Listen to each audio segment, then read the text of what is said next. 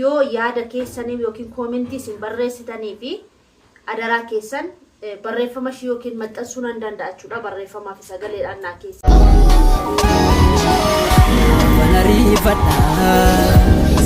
Jarjarun ko mali ronke uniga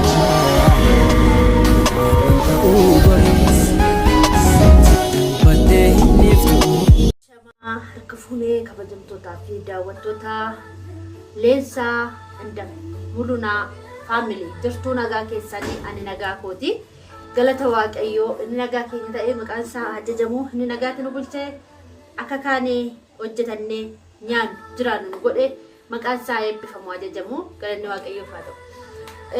Guyyaarraa waan addaa tokko qabadhe isiniif jira. Chaanaala kanaaf garuu ara warra taatan subscribe gochuudhaan gara maatii kiyyaatti makamaa maatii keenya ta'a isiniin jechuu barbaanna.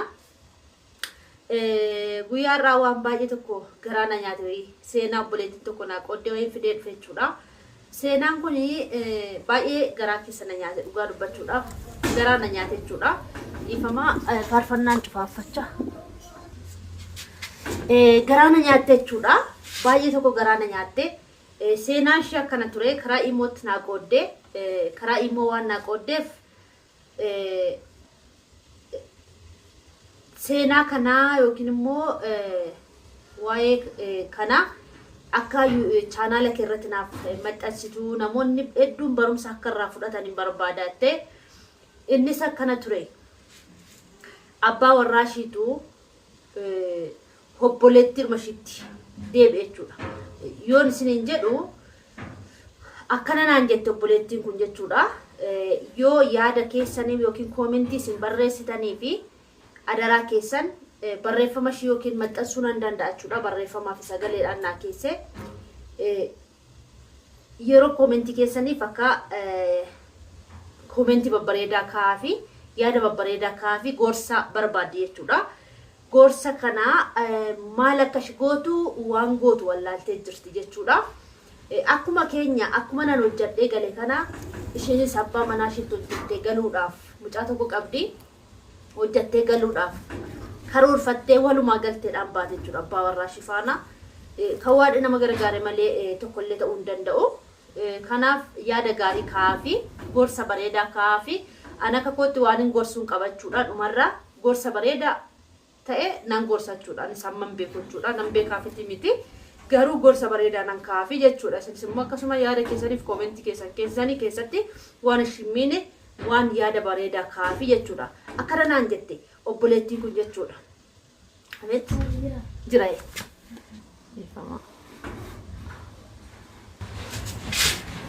egaa obboleeta koo dhiifama guddaa isin jechuu barbaada. Caraarriidhas natti fakkaata. Haa ta'u obboleettiin kun gabaaf hin ka'e dhiifama yaadni kun gabaatti eenyu ta'e obboleettiin kun baay'ee tokko garaana nyaattee akkana naan jettee jirti jechuudha. Abbaan manaa koo wajjin jiraachaa ture erga wal fuunee waggaa 5 mucaa waggaa 3 qabna. Mucaa dhiiraa qabna jette mucaa dhiiraa qabna mucaa waggaa 3 qabnette erga wal fuunee waggaa 5 jette. Jireenyi erga wal fuunee walitti dhufne jireenyi baay'ee nutti ulfaatette.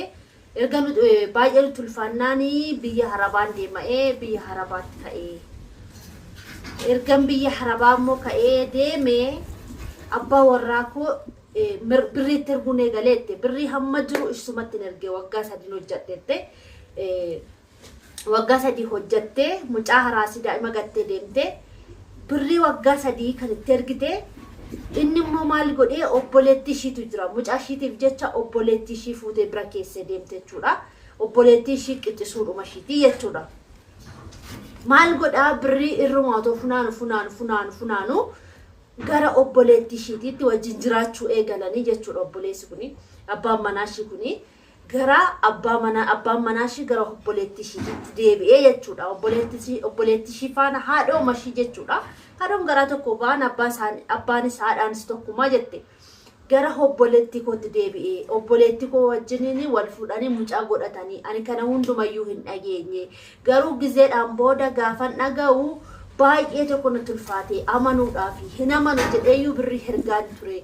Ishiinis yoo nattaasoftu omtuun tokko hin jiru in sobu mucaa keessi guddisaa jira.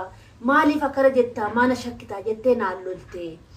Innis immoo hangaafannaani maaliif soba namaa maa fudhatta. In sobu ani jireenyaan siif jiraachaa jiru ati hin beektu. Siif jechaan jiraachaa jira. Akkamitti akkana jettaa jedhee lafa binnee mana ijaarreerra. Akkamittiin akkana jettaa jedhee birrii narraa guuraa turente. Tole daawwattoota keenya gabaa kana dhadhaaba xiqqoo dhiifama. Gabaan dhadhaaba ganamaati. Obboleettiin kun jechuudha akkasii mana ijaarradheera. Isumatti ijaaree birrii kootti ergaan bahee. Obboleettii kofaan ammoo waan akkasii heegalee jira. Maal godhu obboleettii kooti yoo karaa tokko abbaa manaa kooti yoo karaa tokko abbaa mucaa tokkootiiti yoo karaa tokko immoo obboleettii kooti yoo maal godhu wal fuudhanii jiru. Walitti already wal fuudhaniiru naan jette. Mucaas wajjin otoo hin beekin godhataniiru. Mucaa tokko deesseetti dhaga'eera. Garuu isaan na dhosku maatiinis na dhosku. Dogoggoraan jedhanii maal gochuun qabaa gorsaa maatii kee jalatti gorsa isaan nan barbaada. Amma yeroo kanatti sammuun koo dhiphatee waan jiruuf sammuun koo baay'ee tokko waan dhiphatee jiruu fi maraachuu irra ga'aatan jira. Karaa tokko mana kooti, karaa tokko birrii kooti, karaa tokko immoo mucaa koo maalan godha, karaa tokko immoo yoo nan balleessa jedhesi obboleettii kooti yooti, abbaa manaa kooti yooti maalin godha yaada kamiinaaf laattu. Baay'ee tokko sammuun na maraachuutti jira Dubaayin jira naan jette. Yaada keessan isinis immoo naaf qoodaa fi yaada bareedaa hiraa fi ani karaa kan kooti waan baay'ee wajjin dabarseera jette. Abbaa warraa koo kana faana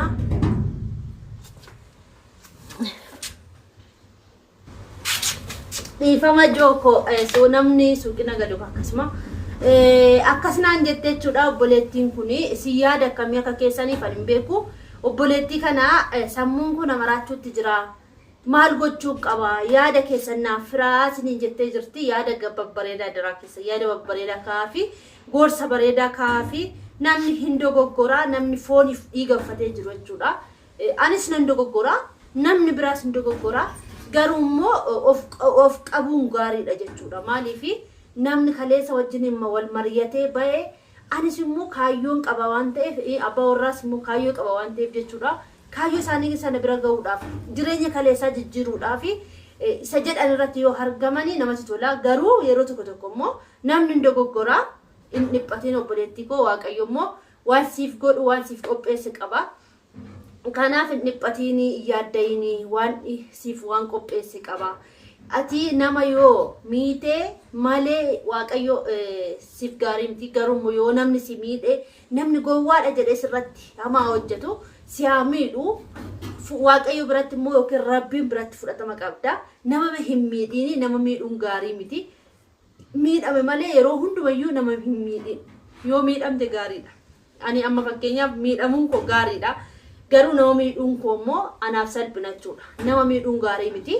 Miidhamuun gaariidha yeroo baay'ee jechuudha. Namni waan barbaade haa jedhu. Ati yeroo hundumayyuu nama miidhuudhaaf hin yaadiini. Namni yoo si miidhe nama sanaaf miidheen deemsa jechuun gaarii miti. Amma abbaa manaa kee kana jechuudha. Yoo dhugumatti mucaa godhataniiru obboleettii kee faana ta'e obboleettii kee sana jajjabeessi. Maaliif jireenya keessan lachanuu hin balleessini. Wanti ta'e ta'eera. Wanti ta'e ta'eera bakka. Ta'eera wanta ta'eef jechuudha. Waan ta'e sanaaf immoo Waaqayyo hundumaaf akeeka qaba, karoora qaba, hin beeka. Wanta hundumaa Waaqayyo beekaa immoo jireenya kee jijjiiruudhaaf baate yookiin yoo siif danda'ame maallaqa kee deeffadhu naaf kenni jedhiini lafa sii bitee mana sii ijaare sana irraa deeffachuu yaali malee mucaa kee guddifachuu yaali malee mucaa daa'ima jedduu sanatti dhalattis immoo miidhuudhaaf yookiin immoo obboleettii kee miidhuudhaaf yookiin abbaa warraa kee miidhuudhaaf yaadeen siin jedha. Maaliif seeraan gaafachuun garuu dirqama. Seeraan gaafachuu ni dandeessa. Kanaan alatti wanti gootu tokko illee hin jiru. Waaqayyoon kadhadhuu fi akka lapheen isaanii deebi'u lapheen isaanii inni si gatee obboleettii kee akkas godhe borus immoo ishii gatee waan bira deemuu danda'a wanta ta'eef jechuudha.